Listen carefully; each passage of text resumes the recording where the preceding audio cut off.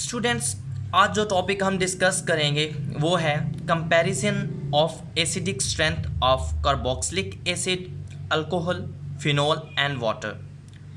अब हम इन चारों को डिस्कस करेंगे और एंड पर अरेंज करेंगे with respect to decreasing order of acidic strength. तो फर्स्ट ऑफ ऑल हम डिस्कस करते हैं कार्बोक्सिलिक एसिड को। अब अगर कार्बोक्सिलिक एसिड यहाँ पर देखें, मैंने एक जनरल कार्बोक्सिलिक एसिड लिया, इसको डिसोसिएट करवाया तो हमारे पास क्या बना, कॉन्जुगेट बेस और एक प्रोटॉन। अब conjugate base of carboxylic acid जो है इसको हम कहते हैं कार्बोक्सिलेट आयन। अब जितना ये कार्बोक्सिलेट आयन स्टेबल होगा उतना ही रिएक्शन फॉरवर्ड डायरेक्शन में मूव करेगा, उतनी ही ज़्यादा एसिड की डिसोसिएशन होगी और उतने ही ज़्यादा प्रोटॉन्स प्रोड्यूस होंगे। जब प्रोटॉन ज़्यादा प्रोड्यूस होंगे तो इट मीन्स कि एसिड स्ट्रॉन्ग एसिड है। तो अब हमें क्या डिस्कस करना है कि स्टेबिलिटी ऑफ कार्बोक्सिलेट आयन। अब यहाँ पर देखें, कार्बोक्सिलेट आयन को अगर हम देखें तो यहाँ पर रेजोनेंस का फिनोमिना आ जाता है और हमारे पास दो स्ट्रक्चर्स बनते हैं, स्ट्रक्चर नंबर 1 एंड 2। अब रेजोनेंस जब भी किसी स्पीशी में आती है तो वो उसको क्या करती है, स्टेबलाइज। इट मीन्स कि कॉन्जुगेट बेस तो स्टेबल है, रिएक्शन फॉरवर्ड डायरेक्शन में मूव करेगा, मैक्सिमम डिसोसिएशन शो करेगा कार्बोक्सिलिक एसिड। अब रेजोनेंस के बाद एक और इम्पॉर्टेंट चीज़ को हमने देखना है कि दोनों स्ट्रक्चर्स इक्विवेलेंट हैं या नहीं। अब इक्विवेलेंट स्ट्रक्चर्स में हम ये देखते हैं कि हमारा जो चार्ज है वो सेम एटम्स पर है या डिफरेंट एटम्स पर। तो अगर स्ट्रक्चर नंबर 1 में देखें तो हमारा नेगेटिव चार्ज ऑक्सीजन के ऊपर है, स्ट्रक्चर नंबर 2 में देखें तो तब भी नेगेटिव चार्ज ऑक्सीजन के ऊपर है। It means structure 1 and 2 resonance structures भी हैं और इक्विवेलेंट स्ट्रक्चर्स भी हैं। तो हम कहते हैं carboxylate ion is stabilised by resonance and negative charge is at oxygen in both resonance structures 1 and 2। Both are equivalent, यहाँ पर रेजोनेंस भी है, दोनों रेजोनेंस स्ट्रक्चर्स भी हैं और इक्विवेलेंट स्ट्रक्चर्स भी हैं। So carboxylic acid is the strongest of all here. इस वजह से हम कहते हैं कार्बोक्सिलिक एसिड जो है वो स्ट्रॉन्ग एसिड है। अब हम डिस्कस करते हैं फिनोल को। अब फिनोल के केस में देखें तो जब हम फिनोल को डिसोसिएट करवाते हैं तो हमारे पास फिनोक्साइड आयन बनता है और एक प्रोटॉन।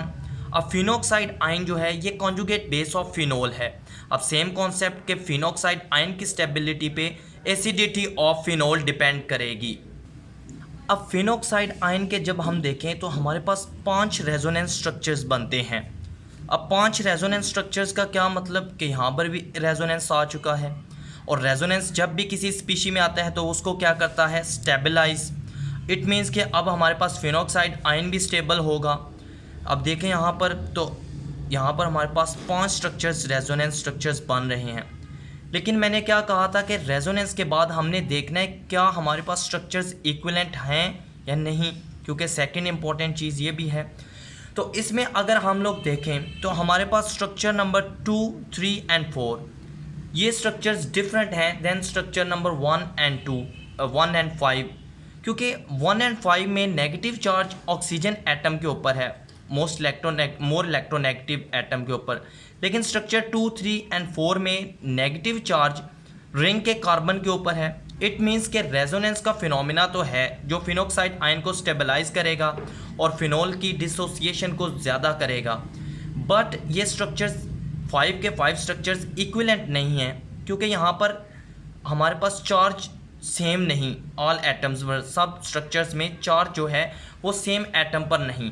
तो हम क्या कहते हैं, resonance is stabilising the phenoxide ion but all the resonance structures are not equivalent because in structure 2, 3 and 4 negative charge is on less electronegative carbon atom rather than on oxygen atom. So phenol is weaker acid than carboxylic acid. यानी ये एक अच्छा acid है, अच्छी acidic properties show करता है, लेकिन carboxylic acid के कंपैरिजन इसकी एसिडिटी जो है वो है कम।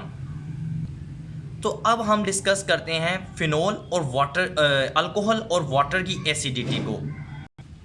अब अल्कोहल और वाटर के केस में थोड़ा सा ट्विस्ट आ जाता है। अब यहाँ पर अगर हम अल्कोहल को देखें तो जब हम इसको डिसोसिएट करवाते हैं तो हमारे पास मिथॉक्सी आयन बनता है और साथ एक H पॉजिटिव। अब मिथॉक्सी आयन की स्टेबिलिटी पे अल्कोहल की डिसोसिएशन और एसिडिटी डिपेंड करेगी। अब यहाँ पर अगर हम देखें तो हमारे पास कोई रेजोनेंस स्ट्रक्चर पॉसिबल नहीं मिथॉक्सी आयन के लिए, तो रेजोनेंस का फिनोमिना तो निकल गया। इट मीन्स कि मिथॉक्सी आयन जो है वो अब स्टेबल नहीं रहा। और साथ एक इम्पॉर्टेंट जो हमने चीज़ डिस्कस करनी है वो ये है, electron donating nature of CH3 group is further destabilising the overall methoxy ion. यहाँ पर ऑक्सीजन के ऊपर इलेक्ट्रॉन रिच बिहेवियर आ चुका है और इसके साथ फर्दर मिथाइल ग्रुप है जिसकी नेचर ही इलेक्ट्रॉन डोनेटिंग है, तो वो उसको फर्दर डिस्टेबलाइज करेगा। इट मीन्स कि हमारा रिएक्शन बैकवर्ड डायरेक्शन में फेवरेबल होगा, इसलिए अल्कोहल की डिसोसिएशन इतनी नहीं होगी, तो ये हमारे पास वीकेस्ट एसिड बन जाएगा सबके कंपैरिजन में। अब क्वेश्चन आता है कि वाटर से भी वीकेस्ट, तो उसके पीछे क्या रीज़न है। तो अगर वाटर का केस देखें तो वाटर में भी नो रेजोनेंस, तो नो रेजोनेंस के कंपैरिजन के लिहाज से ये अल्कोहल के इक्वल हो गया, लेकिन फिर भी ये इससे स्ट्रॉन्ग क्यों है। But due to more polarity than alcohol it is stronger acid than alcohol, क्योंकि यहाँ पर पोलैरिटी ज़्यादा है।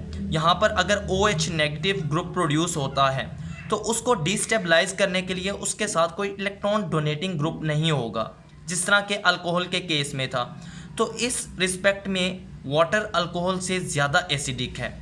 अब अगर हम अपने टॉपिक को कंक्लूड करें तो ओवरऑल हमारी डिस्कशन का जो कंक्लूजन है वो ये है, डिक्रीजिंग एसिडिक ऑर्डर, सबसे strong acid carboxylic acid, then phenol, then water and least acidic alcohol.